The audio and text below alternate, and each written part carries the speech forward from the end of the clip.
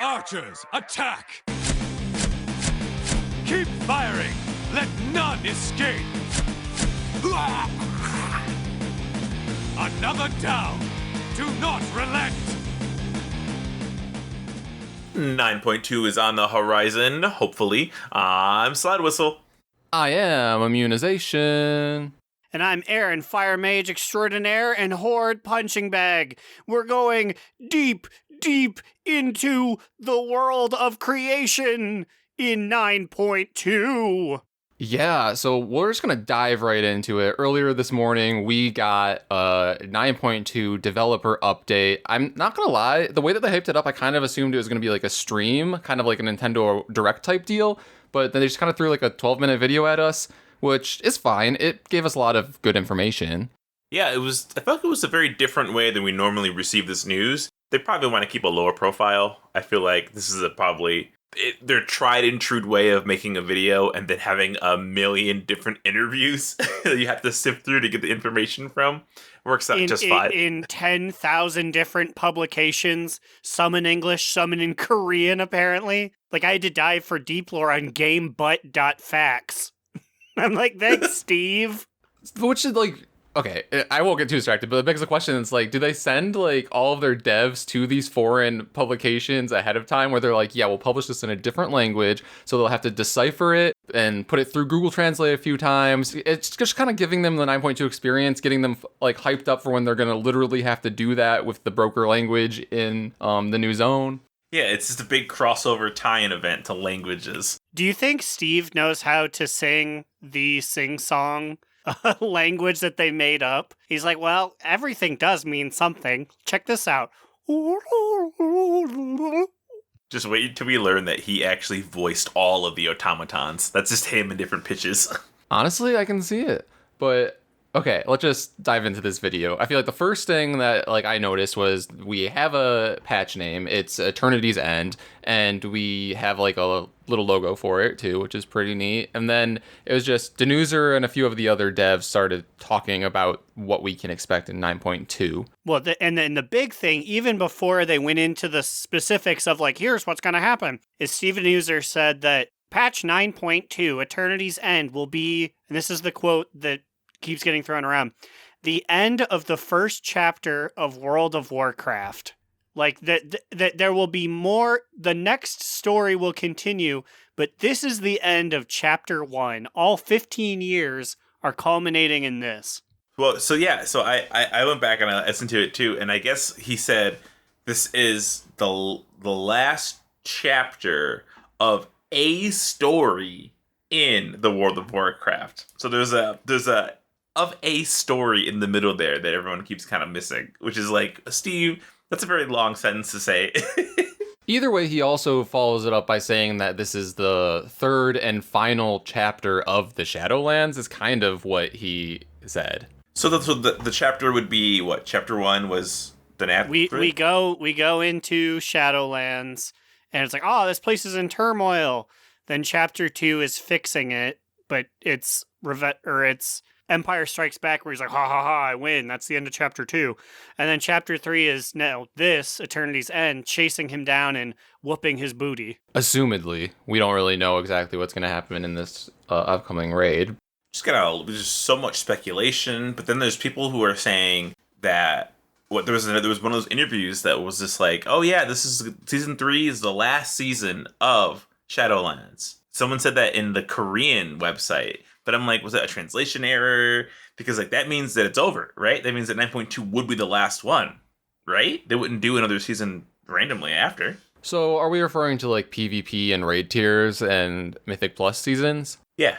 Yeah, I mean, that one might be a mistranslation because I feel like the devs have also said in some of the other interviews that this is just an end to the current story and that there might be kind of an epilogue to this, which could then lead into whatever the next story is, kind of implying whatever 10.0 is. Yeah, it's just like, it's so crazy that like they have the wherewithal. Like this could very well be the last patch of the Shadowlands, or it's not, because Steve the Newser kept saying of the Shadowlands, and it's like, does he mean like our time in the zone there?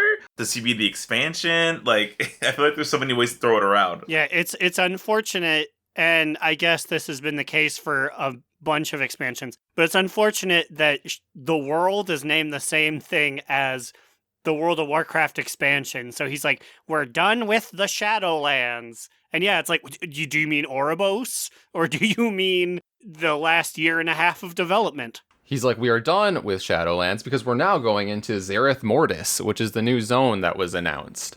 Zerith Mortis, which sounds like a fun, like, space plane. I was going to say it sounds like one of the, like, unforgivable curses in Harry Potter. Oh, he hit Bumbleshanks with the Zerith Mortis. Oh, he's going to... Well, I guess that makes sense because Mortis is like death. So it's like, oh no, they hit Grimblegum with a Zerith Mortis curse. So they showed us lots of visuals of this place. I think it looks beautiful. And they kind of defined it as the zone where the first ones first started fucking around with creating things. They're like, oh yeah, this is our experimental lab where we have like desert shit. And then it's like over here we have wildlife and fauna. Yeah, so it says here, Zerith Mortis was created by the first ones, and it's intended to create afterlives. What the fuck does that mean? Its denizens, the Automa, I think I'm saying it weird now, have created all that exists in the Shadowlands, Azeroth, and realms beyond. It's a strange alien location that defies all concepts of reality or physics. The jailer intends to use Zerith Mortis' power to reshape everything according to his design.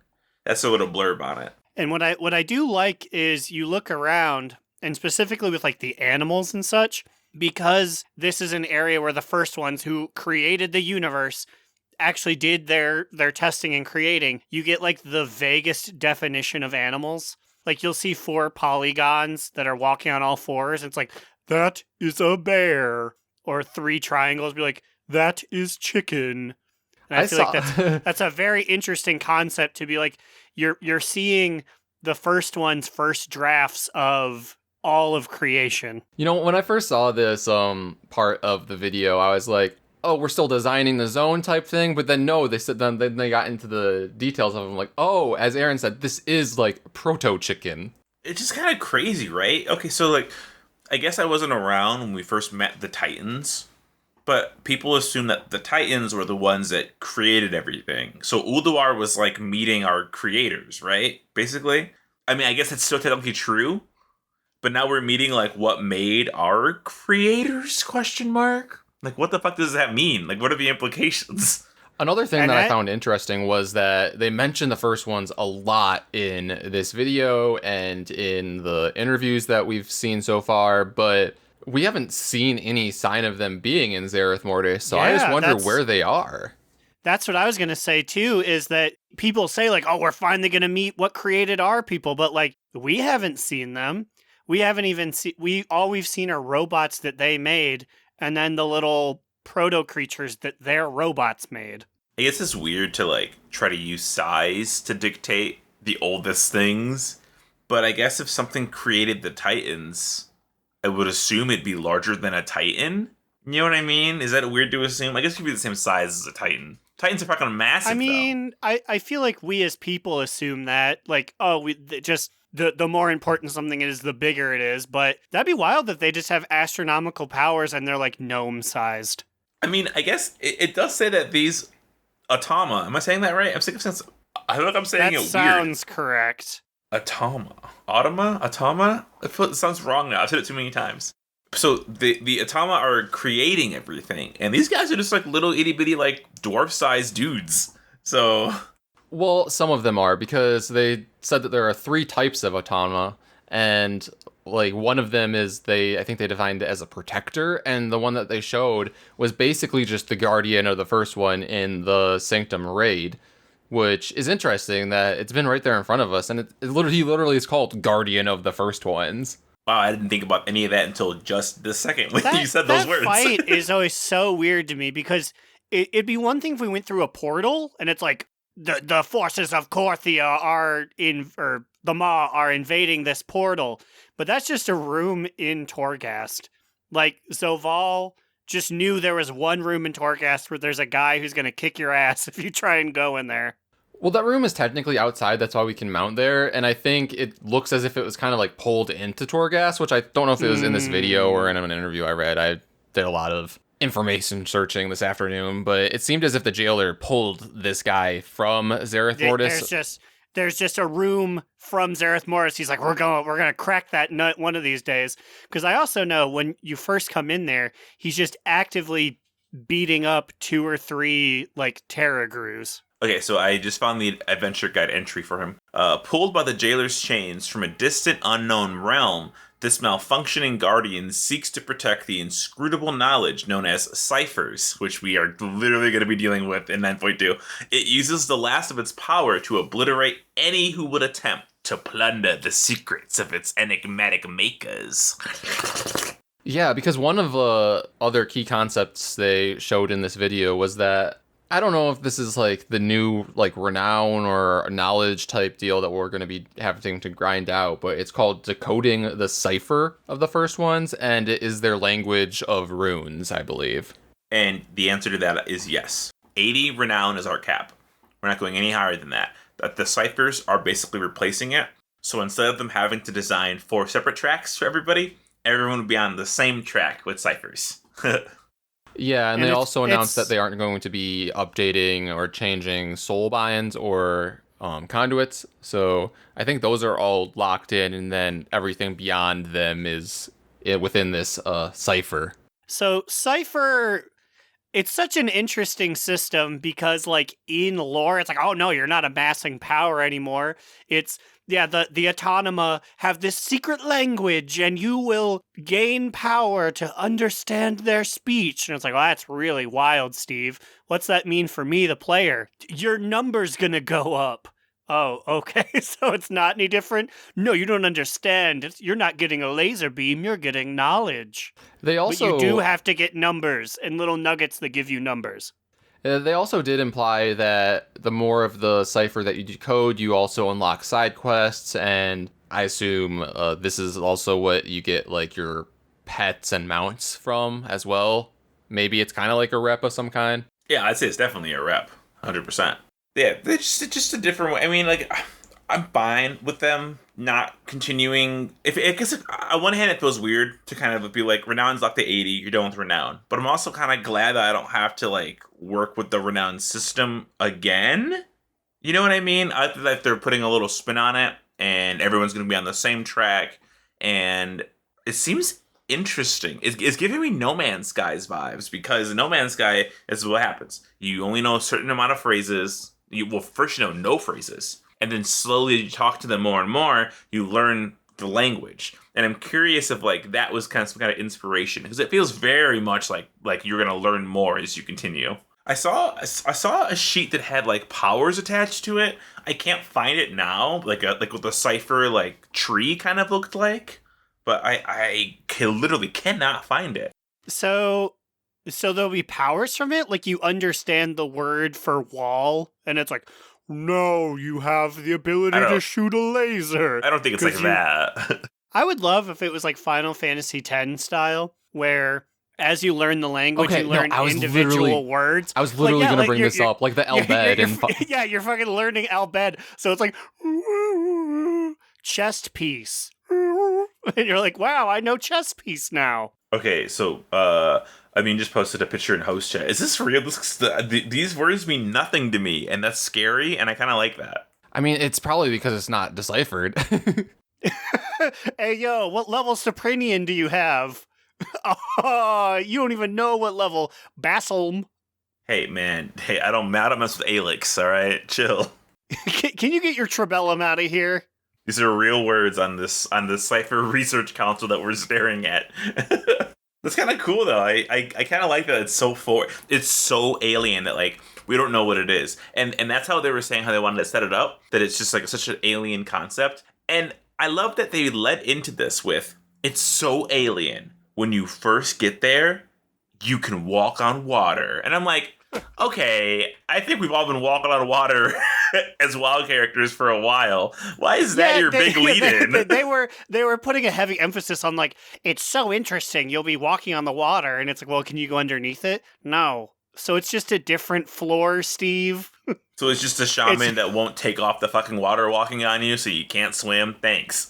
Great. They also did show that like there were things underneath the water though, like little jellyfish looking guys. Oh no, it definitely visually looked cool. It was just really weird to make that a selling point. You're walking on water, and it's like, yeah, I'm a Death Knight. Like, who cares? I can do it a lot. But like, the zone does look very cool. And the people in the zone are they another thing they put a heavy emphasis on, the enlightened, who are brokers who went to Zerith Mortis millennia ago, and now they're not about capitalism. Yeah, and I believe his name is Fareem or something like that. So he dropped his cartel name, and now he's like all in on the culty vibes of living in Zerith Mortis and helping the automata create things. And Blizzard cashed in their chips, and they said, we need a location name, but we don't want to try too hard. Haven. Like every piece of fiction, we have a city named Haven now. Yeah, so I think the core of Zerith Mortis zone in 9.2 will be, we will be in the sanctuary city named Haven, and we're helping Fareem and the other automata fight off the jailer's forces and the devourers that also found their way in through his portal and with us, I guess. It was really interesting, too, that they were saying that the devourers, like, you know, they eat all life force they can, but like the life force here has been warping them into crazy shit because it's not what they're ever used to seeing. Yeah, they were just straight like they're eating the natural flora and they're falling apart. Yeah, I was like, what the fuck? That's yucky.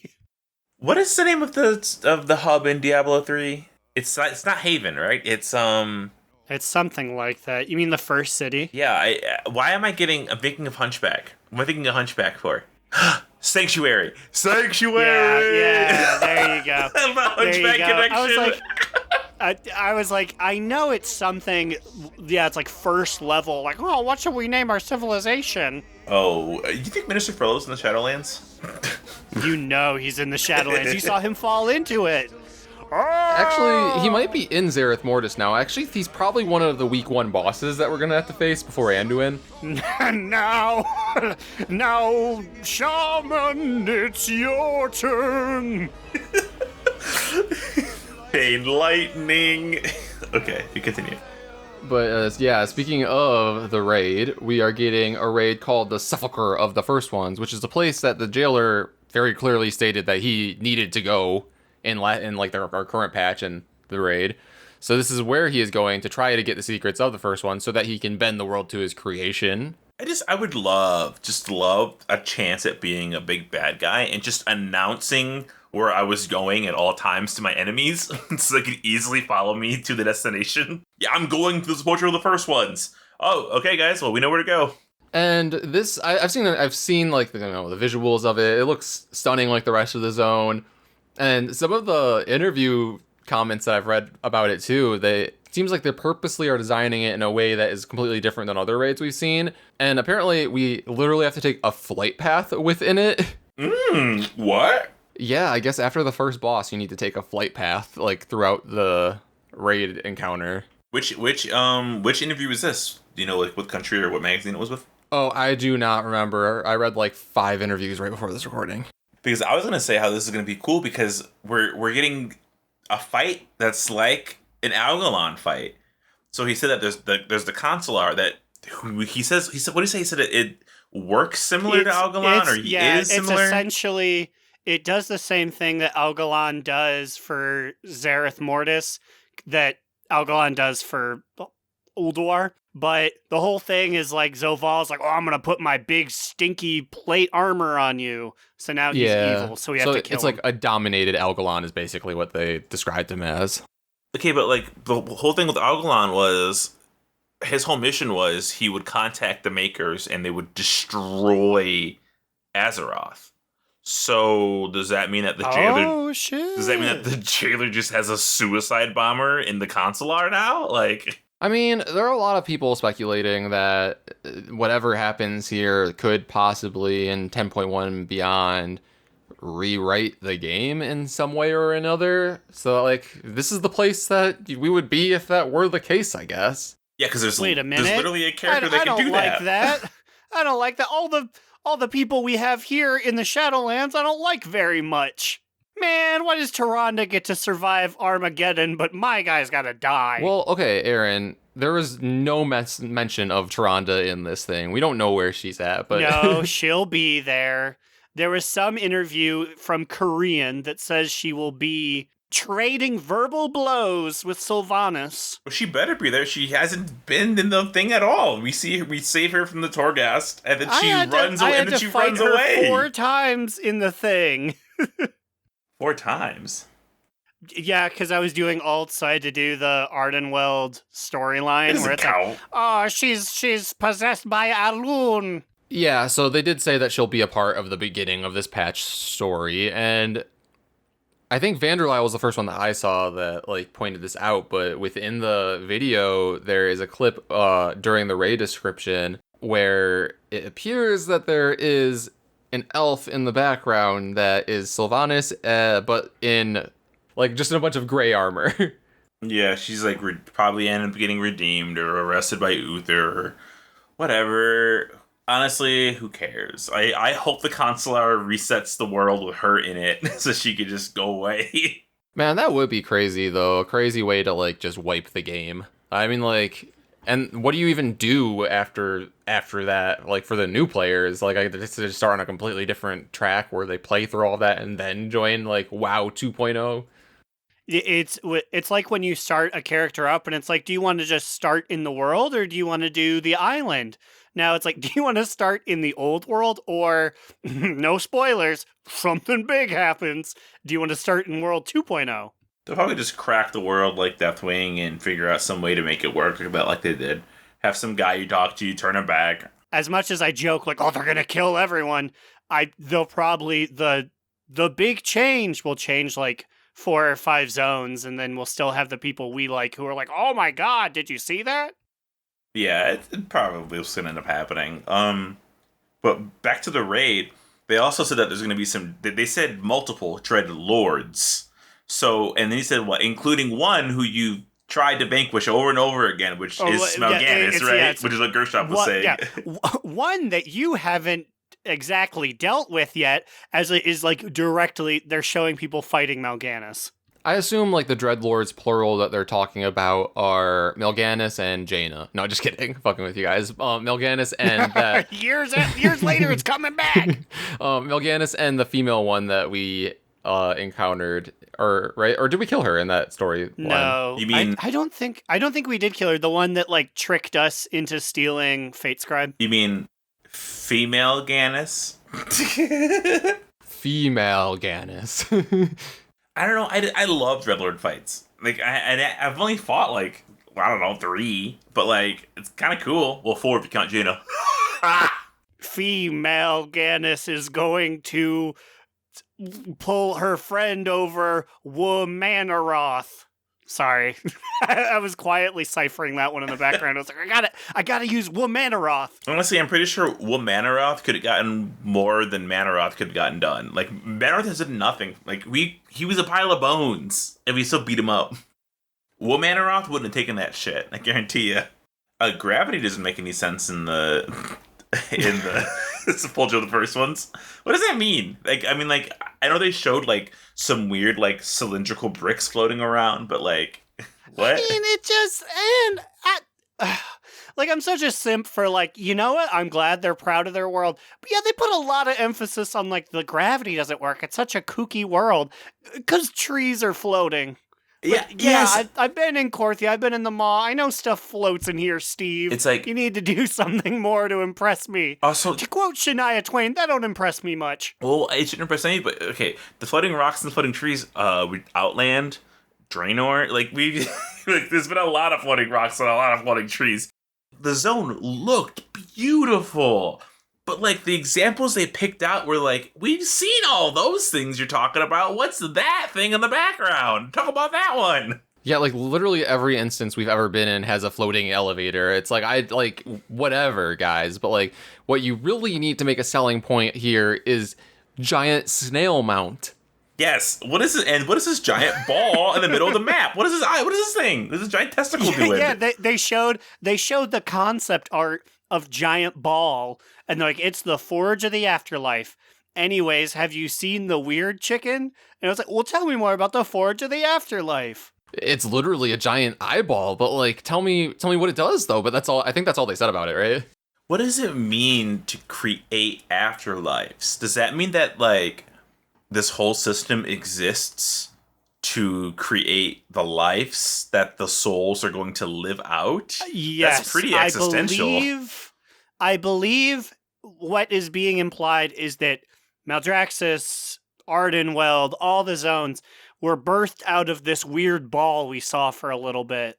Like this ball is how they create the Shadowlands we understand. So I guess that's what the eyeball does, and then the little automata guys create like the beings that we meet in all these worlds. The plants and the creatures and the people, they're all made by little robots. I like how they describe the robot guys, and I forget who are the little like ghosty looking ones, but like I like they name them, and then they're like, ha, they're sassy. You'll like them. I don't remember their names, but I remember them looking very. Oh, the Jiro, I think it's Jaro. Yes, that is correct. But yeah, I'm excited for the zone. It looked pretty. I'm excited for all the mounts and pets and exploring it and all that.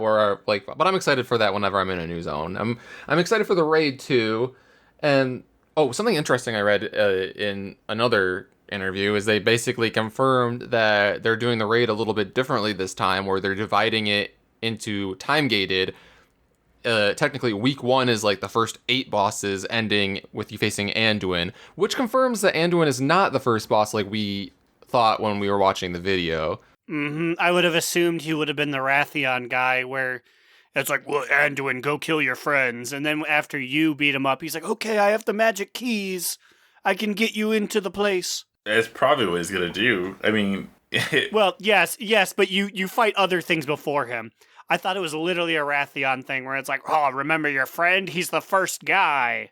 Yeah, and they basically made it seem like defeating Anduin allows you to bring him back. I think we're redeeming him, basically, right during that fight. It's basically what they implied.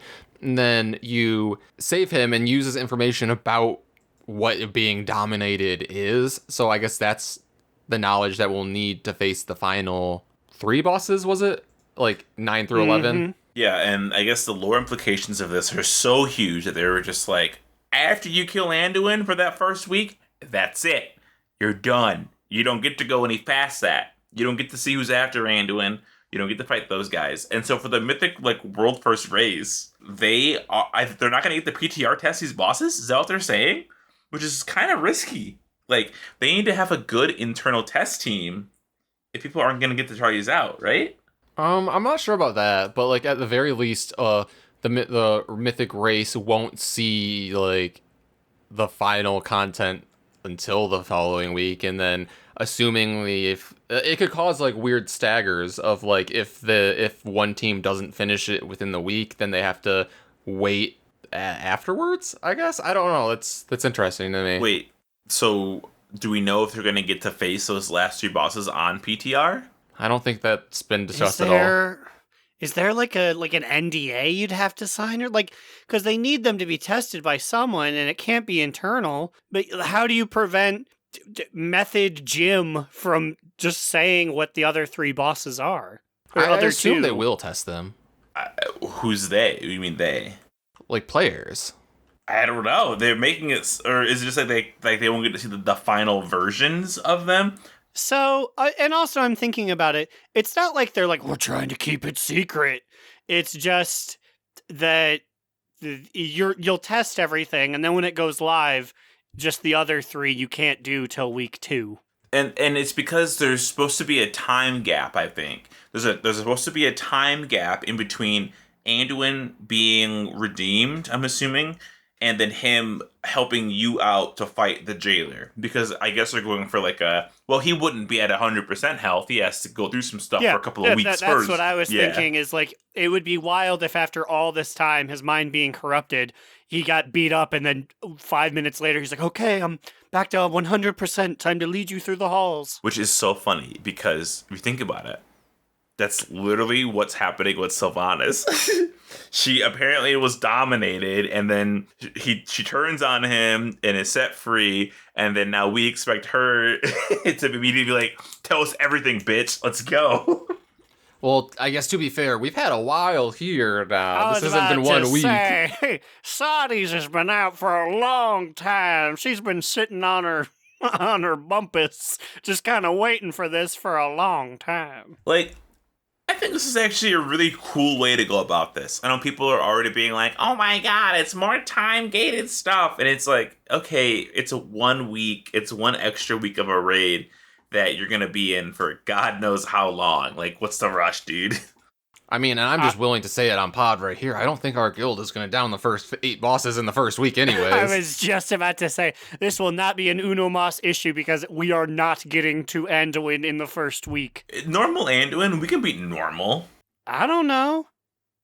We'll see. Sometimes we're surprising with our level of struggle. I think based on how the gear distribution feels, like it's higher this time amongst us early. You know what I mean?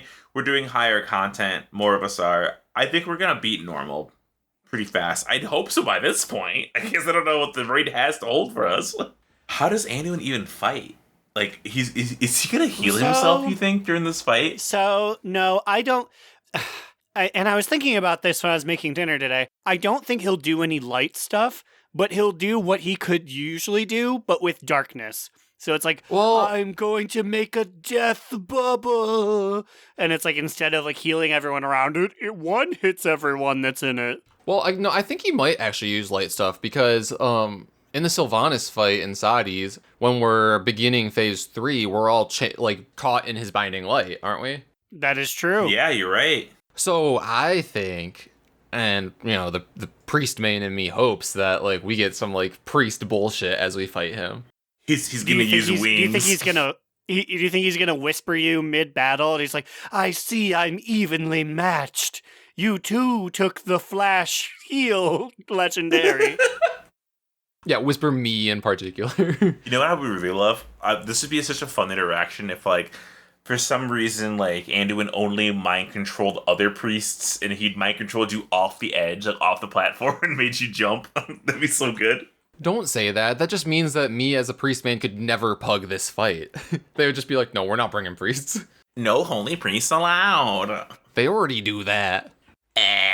But with this new raid comes what everybody, except for me, has been clamoring for. Except maybe now I'm kind of clamoring for it now that it's here. The tier sets, baby. And let me just say, I'm also clamoring for it now because, like, honestly, Shards of Domination suck ass, and I'm gonna be so happy that they're gonna be gone. Like, I'm so mad about Shards of Domination, but that's for later. But I'm glad that tier sets are coming back. But if 9.2 takes a little while, I'd like to enjoy my Domination set. Aaron, take it off immediately. It's done. Come on, I just want to enjoy it for a little bit. But yes, tier sets are coming back, and they don't look awful in my opinion, because they're all kind of themed based around the same thing. Like, it's not... Yeah. It's not like, oh, this is the super withered set for the mages. It's like, well, yeah, that's what a mage would look like in this society. And I also really like them, and I've seen a lot of hate for these sets, and I'm like, I don't get it, guys. I feel like they match the theme of the sepulchre of knowledge, of the first ones. God damn it. And they also throw a bunch of flair for the specific specs, and I will say, I'm not the biggest fan of mine, but some of them are really cool. In particular, I love the shaman one with the wolf helmet. I think the priest one looks fucking fantastic. I think it looks great. I love the shoulders that slope up to the head. That said, these look great on hypothetical human yeah, models. Yeah. They showed them on like a gnome, an orc, and a troll in the actual trailer. And I was like, wow, the effect is really lessened by anyone who isn't human shaped. So I think a lot of the complaints about these, so if you ever see a comment about World of Warcraft on the internet, odds are the person isn't even subscribed. Odds are they've been playing this game for 17 fucking years now, and they're like, well, tier sets are supposed to look drastically different from each other. And it's like, well, maybe the hunters didn't always like getting weird eyeball beasts for 3 tiers. Like, this makes so much more sense. You make everyone's set look kind of similar at a base level, and then, like how Aaron said, you add the flair. You add the fucking layers to it. These sets look fucking bomb. Not warrior, but some of them look fucking bomb. Whoa, Oh, not monk. Some of them look bomb. Warrior looks great. Monks looks great. Honestly, the only one that looks goofballish to me are I don't like Demon Hunter. I don't like the half crescent moon. And Rogue's shoulders look really tall and kind of goofballish. They look okay in this illustration, but I don't think that's going to be translated well. I love Demon Hunters, but I will say I don't like the Druids. I don't really see what about this set is Druid other than like the headpiece having I was just saying antlers. it's got antlers. But like that's it. But like it's like Well, it's very weak. They knew they didn't have to put in a bunch of work because like, oh, you turn into a big fucking bear or whatever. I guess you're right. I guess it doesn't matter. You're right. I do think the mage one looks pretty sick, though. I think mage looks sick. I'm not but excited for my big tuft of hair to go out the back. Yeah. But if we get another thing hanging behind my head, I'll be appreciative. That's the thing with mage. Why? I get it. I understand this is mage aesthetic. Why we always gotta put a little floating headpiece behind the head every time? And when you move your head, it moves kind of unnaturally. Or if you have a big worgen back of your head, it sticks into it. If you sniff around, your little discus is always sort of hovering left and right. Okay, I will say, I do think Priest made out of this a lot better than Paladin. Paladin just looks like second tier priests to me. Your words, not mine. Death Knight is whatever. Yeah, I would say straight up, I'm looking at these.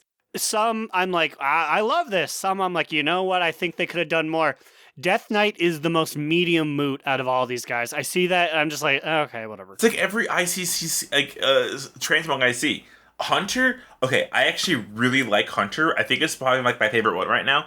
It's giving me really big Quetzalcoatl vibes, very big like ancient Aztec empire vibes. I love this shit, and knowing that Achilles is a human, this set will look great on my Hunter. So I'm excited for that. Sorry, Pan. Tell me how good it will look on your human when I have like a Pandaren hunter. It's like nothing will look on him. But I do really appreciate the golden like mail, the plate mail. That looks good.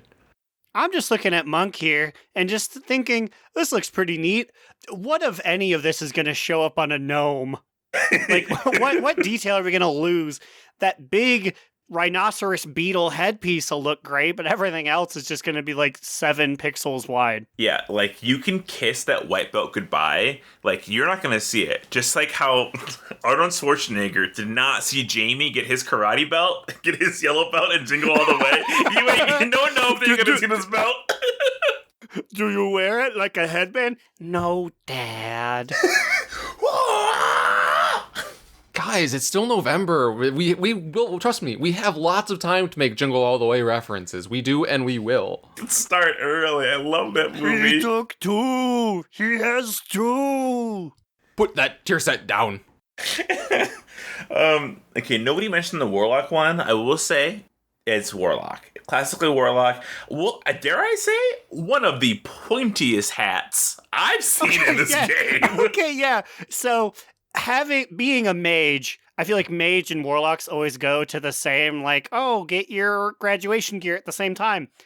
I feel like they're always just taking our sets, but making it triangles. I'm like, why do you guys get triangles? This has got to be the most, like, isosceles triangle I've ever seen in my life. Dink! And that's been our fashion review on the tier sets. Yeah, I would say that I'm looking through them all, and we have uttered a judgment on every single one, so there you go. Please pull up a graph of the... You know what? We'll just tweet these out without any descriptions. We'll just tweet out no words. So you can pull this up during the thing, rewind it 10 minutes, and follow us through this. So we're going to be right back with more scathing reviews of 9.2. But first, something else.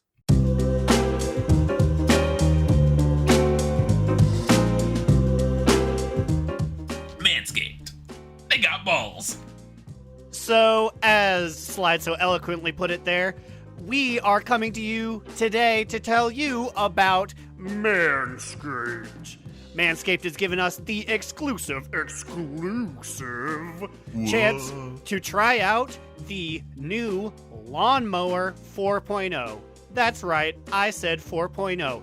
The next generation in trimming of your nethers. Did you hear that? We're sponsored. We're sponsored, boys. We are in here, and we are here to tell you about the Lawnmower 4.0, which features a number of new innovations, such as additional guard legs with sizes 1 through 4 if you want to leave some roughage on the green. Men, if you've been shaving with the same nut trimmer on your face, you've been doing it wrong. No person wants to end up with curly cues in their mouth. You know, I've heard the ads, but I can tell you with firsthand experience, Manscaped knows how to treat a boy's jewels. I'm going to spare you the gory details, but I have personally injured myself when trying to clear up the roughage down there with an electric razor. Took the Lawnmower 4.0 to it. A smooth experience, a safe experience, all around. Loving how my boys are feeling. And let me just say, my favorite part about the Lawnmower 4.0 is that this boy has a flashlight built into it. And let me just say, I was shaving my balls for the first time with the Lawnmower 4.0, and a transformer blew down the block, and as I was mid-shaving my balls, the power went out, the lights went out, but luckily, I had a flashlight, so I could finish shaving my balls, and I didn't have to finish shaving my balls in the dark. As fake as that story sounds, that legitimately happened. Like, the power went out as he was shaving his balls. The timing could not have been funnier. But I've actually legitimately used Manscaped before they sponsored us for the past 2 or 3 years. They send me blades every, 3 months.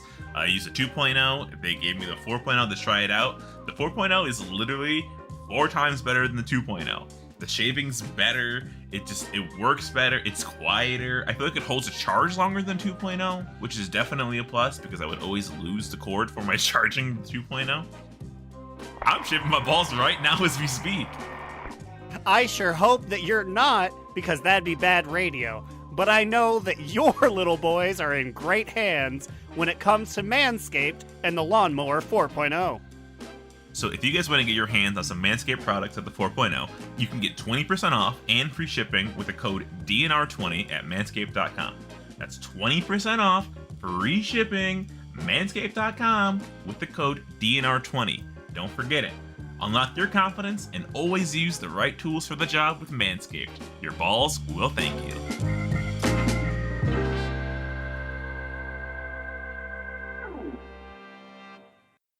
And we're back. Back to tier sets for a hot second. We got to talk about how they have bad luck protection on them. So what happened to Aaron, which you'll hear later, doesn't happen to you. Apparently, for tier sets now, you're going to be able to craft... How many pieces? Is it a couple? Is it all of them? It made it sound like to me that it was all of them. Okay, here. I have the blue post here. We've made major changes. Sometime after Eternity's End releases, you will unlock a Forge of Creation system and earn a new currency. This currency, along with an item from PvP or dungeons, can be transformed into a tier set piece. This is supposed to work like a bad luck protection or for people wanting to make new characters as a catch-up method if you started late. So you can make a tier set piece based off how much currency you get from dungeons, which is funny because a lot of people in our guild don't do dungeons either. So I'm wondering if it's like you get a base level of currency from normal, higher heroic, higher mythic plus, or it's all one. I don't know. I also wonder if so they don't say that you get this currency from raid. I wonder if you don't get this currency from raid because like you can actually get the pieces from raid. I think they said that you can only get the tier set drops from the raid. So I wonder if you only get the tokens for the crafting and the forge in either PvP or dungeons. Yeah, so maybe it'll give you like, you're right, like a couple of options.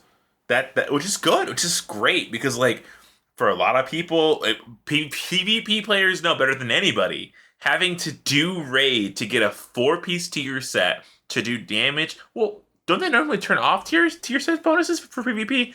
Honestly, as someone who started at the very end of WoD, I guess I don't know the answer to that because tier sets have been dead to us for a very long time. They had them in Legion, right?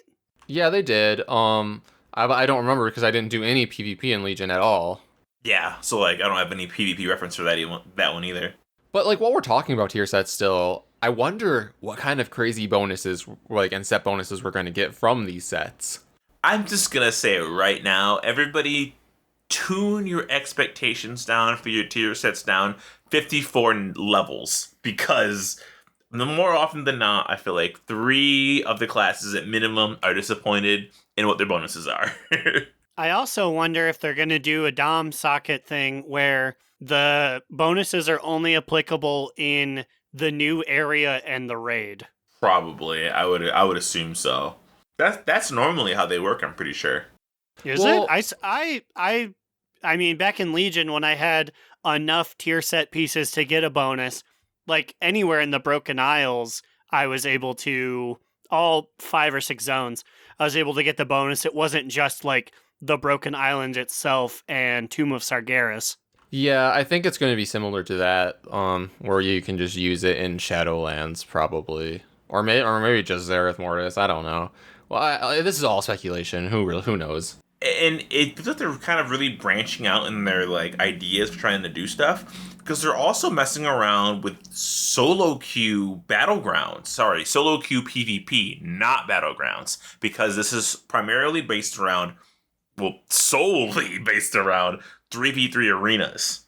They're putting in a brawl for solo queue 3v3 arenas. Sounds really fucking weird. Basically, you'll be paired with 5 other people in your 3s. You'll face off 3v3 with your random teammates and opponents, and then round robin style swap with everyone until you literally have faced every possible combination of 3v3 out of the 6 of you, and then you get points accordingly from that? Which, okay, so, and they did say that this is a testing ground, basically. So this will be in as a brawl, which everyone's like, brawls are jokes, they're just for fun.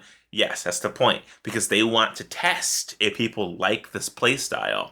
And part of me is just like, okay, like I get it, but why don't you just test solo queue 3v3? Why do you have to do solo queue 3v3, 3v3, 3v3, 3v3? Because it's 5 matches, right? Who wants to do that? Maybe it'd be less if you have a healer in there, but I don't know.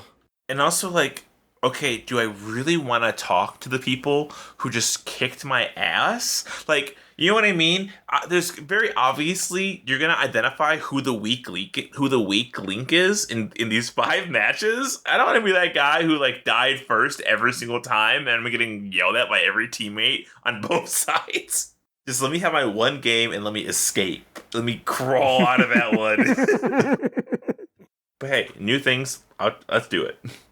Yeah, I mean, I'll try it once, and I mean, I don't know. I'm not the biggest 3s guy to begin with, but I'll try it. Much like I will try the new dancing DDR minigame in the Dark Moon Fair that's being added. Oh shit! I gotta get my ticket. I gotta go to the Dark Moon Fair for the first time in forever. I love how they just kind of threw that in, and I was like, oh my god, look at that Torrent dance. Yeah, it's like, you can't just sneak that by us, Steve. Go on about it. Give us some more. Give us the details. I need to know more about this. I mean, it looked fun. I'm definitely gonna do it. Of course you are. You're a DDR head. I am. You ever heard of Smile, DK? Garugamesh. Oh, beautiful. We're also Oh my god. We're also, I didn't think it was going to happen, gaining the ability to equip two legendaries in 9.2 as long as one of those is your Covenant legendary. That's the only thing there, boys and girls. Which most Covenant legendaries that I've seen based on my ones are okay. Like it's nothing that's going to knock your socks off, but typically they're not awful. Yeah, I mean, all of mine too are like whatever. I mean, like Holy Priest, it's basically just use flash concentration. So I guess like I'll craft the Mind Games one. I'll throw a few more of those out there. They last a little bit longer, and then give me a crit buff after they're done. I guess. Like Yeah, whatever. I can just do mirrors slightly more, and it's like that's cool. Hello, everybody. Top number 9 Pharaoh Druid on Raider IO. Number 1 Pharaoh Druid DPS on Warcraft Logs. Probably more. Let me just let you know here that we are fucking rejoicing, as for Pharaoh Druid, our best legendary already is our Covenant legendary, which means that now we get to go back to 905 patch, which means every Feral Druid is gonna have 6 legendaries in their bags for every fucking piece of content, because we're gonna get to mix and match everything with this stupid 1-minute Convoke legendary. Well, don't lie. You're just gonna fall back on your favorite, the Apex Predator. I 100% am only gonna use Apex Predator. I'll try to use Circle of Life and Death in some dungeons. On single target fights, I have to use the Focus to Drop, which makes all my bleeds do way more damage on single target. That means I'm gonna have bigger bleeds and still have a burst. I'm gonna have both. The best of fucking both worlds. So Calm down, Hannah. you got me. I am excited. I'm also kind of bummed because I feel like this means I can't enjoy the disenchanting of all my legendaries, because I've already put a lot of money into these things and I was gonna burn them all and send that Soul Ash to my Warlock. But knowing this is happening, they're already max level legendaries, so I should hang on to them. I think everyone should hang on to them because we don't know what slots are going to be locked in with tier sets. We're probably going to have to recraft some things anyways. Which should be easier because now you can get the materials from the new zone and not just Torghast. I'm really curious how they're gonna do tier sets. Are they gonna make it's called Torghast? You call it Torghast? Yeah. Good old Torghast, Traingast, choo-choo. We should just call it less gas now because we will be running less of it because we don't need to for our Legos in 9.2. Yeah, they moved all that to some. What is it? Just something new in Zerith Mortis? Like, we're not sure what it is yet, Yeah, right? I guess, or I would assume it's just like dailies in Zerith Mortis, or like, oh, now we also give you Soul Ass, or Soul Cinders, or Soul Crumbles, whatever the new version is. Mortis crumbles. Yummy. Wait, so your guys' legendaries suck, right? Your covenants? Wait, but what is the Knifey one like? Nah, it's not awful. Like I said, it's not bad, it's not good. It's just like, wow, that's an extra little bit. Nice. So I think like basically if I want to fuck around with Kyrian, that one will be worth crafting because it makes it so that the Covenant ability like does more and more damage more often, so that's nice. For the Mind Game one, I think it just makes the cooldown shorter and it makes you a crit buff afterwards. Like crit is like my second best stat, so it's probably going to be my one that I want to craft along with Flash Concentration. We should all go Maladraxi. We should. They're so great. The other day, I moved Booty ATW from Kyrian to Maldraxi because I was like, I want to see what it's like. And then I got in there and I was like, ugh, this place is awful. So then I went back. That's good old booty for you. Always going to the back. Can confirm your former lovers will be very mad at you, but all you have to do is say, sorry, baby, I was wrong. And they reinstate you full 80 with all the trimmings. Which is great. So, like, you just keep all that stuff, right? Yeah, you keep all the stuff. But starting a new covenant, you can get up to 40 by purchasing the thing, but like you have to start it all over. You can talk to people in your covenant to get your soul binds, but it was like, you need to talk to Draka, and you need to present your rune blade to the statue of the Primus. And I was like, oh, so we have to do it like all over again. And it's also funny that we were talking about earlier that, like, technically there's no negative side effect to us switching covenants willy-nilly all the time, but they still do give you shit when you come back to them or when you leave them. Yes, it is all of one single written piece of dialogue, but Disciple Estretis gave me a real mouthful when I decided to come back to the Kyrian. The emotional damage lasts forever. But another last bit of news we got is that, like, in 9.2, we're going to be able to have a level 60 boost. Okay, I would have waited to level anything and just bought that. Leveling is easy now, though. No, it is. Especially when I can level a Warlock to max level and come out Renowned 73. That's absurd. It's not quite fast enough, as Walter is finding out. Oh no. Wait, what level's Walter? You can, well, the thing is, he was level 48, and I was like, I want to power him up more for book stuff. So I started the Maw intro, and I saw it was like, oh, you can skip it. You can talk to Whitemane, but she only trusts you to skip it if you're level 50. And so he's going through there, getting bit by bit of experience. He's 49 now, but he's still doing the Maw intro, and Jaina's like, are you sure you really want to see this again? You know you can skip it. And I was like, can I please? And she goes, you're not strong enough. You're level 49. You have to be 50 to skip this. Damn.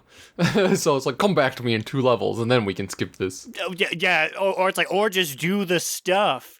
And like, we're at the point now where we're about to charge up the hill and then activate the keystone. So it's like, fucking whatever. I guess I'll just do this now. And now it's time for our top toot, bottom boot, medium moot. Immune, what you got for us this week as your kickoff to the big game? It's the big game. We're waiting for the kickoff. We're all sitting here with our chips and our dips. We're ready. And here comes Immune up to the ball. What's he gonna do? Well, this week I have a top toot. Oh, he cut out a little bit. I'm gonna grab his top toot and I'm running down the field. It's mine now. It's my toot. Just kidding. I tripped on my shoelaces. You can have it back. Oh, okay. I went and picked up the toot. And my top toot this week, well, first off, it's technically 2 toots because obviously the top toot has to be us getting information about 9.2 so soon already, which is crazy, which makes me feel like it'll come out a little bit sooner than anticipated. I don't know what this means about whether or not we're getting additional stuff later. We can speculate about that later. But I'm just excited. It always excites me whenever we get new information about where the game's going. So obvious top toot there. But in addition to that, my other top toot is that I have been doing some high keys with the Dogs with Jobs peoples, and we got down 4 +20s in time yesterday. So now I suddenly went from having 1 of the portals to having 5 of the portals, which is pretty cool. And also, I am now like the number 6 Holy Priest on Proudmoore IO. So that happened really fast. Cruising. Dang, we're over here with the celebrity. Oh, and also I did post a tweet saying that I was the top Venthyr Holy Priest on Proudmoore. But then yesterday, all of a sudden, like the number 4 Holy Priest switched back or switched to Venthyr. So now I'm like number 2, but I'm like number 6 overall, which is weird. I'm like, was this just because I said something about it? Probably not. Probably. You did this. You made him go back to you to beat you up. If you had just stayed humble like my good friend Kendrick Lammer, you'd be number 1 still. But yeah, it's a very toot heavy week this week. Slidewhistle, which is your TTBBMM. I got myself a top toot this week. Toot toot. Toot. My top toot is Alan my Death Knight. He's my Death Knight who does tax. His name Alan.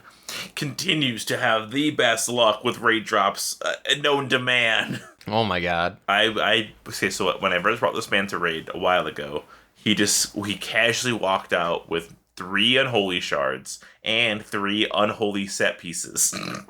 And that was a long time ago.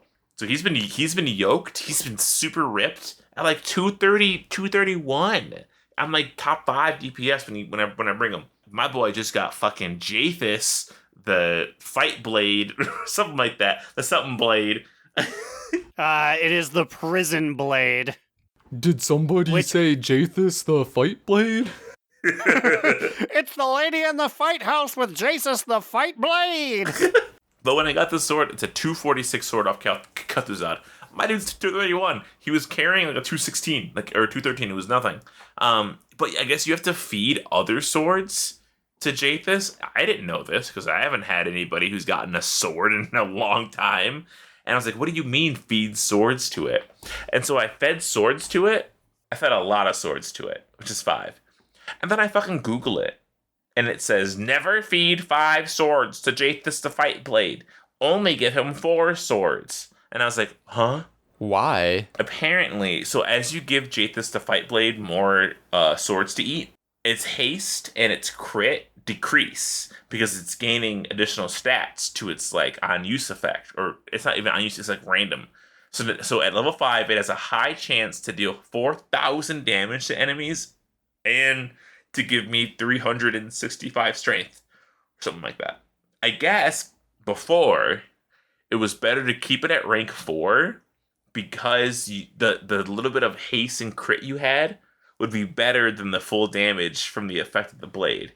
Apparently that was a bug that was patched out and fixed by Blizzard. So I learned that I did the right thing by upgrading it to rank 5, and I wasn't bamboozled by the internet. Well, that's good. I mean, it would be kind of silly for like the min-maxing to like only feed Jathis 4 out of 5. Just listen to his hungry moans. Please, give me a 5th sword. No, I need to min-max. Yeah, I did mention that, but this shit talks to me. It's like, it literally was like, yummy sword. And I was like, huh, it's enjoying that I'm feeding it. It's very Audrey 2 levels of scary. I guess it yells at you when you wipe. I haven't wiped yet, so I guess I don't know. Wow, he said it live on pod. Well, I guess you don't because you have a bidet. So never mind. Yeah. My expose went nowhere. Busted. Aaron, what about you? What's your top 2 medium moot? Or is it a bottom boot? Well, it's a medium moot. Last night, as we were running through Sanctum of Domination, our good friend Honors got a belt which featured the Unholy Domination set socket. And I told him, please, please, please give that to me because since the beginning, since Sanctum of Domination came out, since Domination sets were created, Unholy has by and large been the best for Fire Mage. And all of this time, I have not received a single piece that has an Unholy slot. So he's like, I guess we can roll on it. And I rolled, and I threatened people in the comments. I said, literally no one else roll. Please just give this to me. And I won it, and I put it on, and all we did was fail to a Sylvanas. And now they just announced that more stuff's coming out that's going to replace it. So I have my Unholy set. I have my purple swirlies, but I have nothing to do with it for the time being. I mean, to be fair, we don't have a release date for 9.2, so you have... Oh, Steve emailed me. He said it's coming tomorrow. Oh, well, dag. Okay, never mind. Oh, dag. But yes, so now I gotta bust a nut. I gotta crack through a bunch of Mythic Pluses because it's the only content that I can actively use my Unholy DPS on. Hey, maybe next week at our combined raid, if I assume we do that, then you can use it. Yeah, And we'll because need Lynn is gone. the deeps because Lynn's gonna be gone. So I guess I'm gonna be the new tank. I'm gonna be mage tanking. Wigglestein tank, do it, do it, do it. He doesn't even have... his pole arm is 197. It's not good for tanking. Boo! Alright, well with that, we're out of here. If you have any comments, questions, complaints, you want Wigglestein to tank our raid, send us an email at donotrelenttpod@gmail.com, tweet at us He at won't. Twitter at donotrelenttpod, Leave us a review on Warcraft Radio, Apple iTunes, follow us on Spotify, blah, blah, blah, Manscaped, DNR20. What about you guys? Where can we find you on the internet? You can find me, Alex or Immunization, on Twitter at New Era Alex. You can follow the podcast Instagram account on the gram at Do Not Relent. You can find me, Aaron the Human, at TheBigAcheesy on Twitter.com. You can follow our literary musings at DoNotRelent.LiveJournal.com. And you can catch my occasional Twitch streams at twitch.tv/AaronDNR. We'll see you guys next week. And remember... Another down. Do not relent. Do Not Relent is a podcast within the 3HNC network, representing U.S. Proudmore's premier podcasts. That was a very good wish.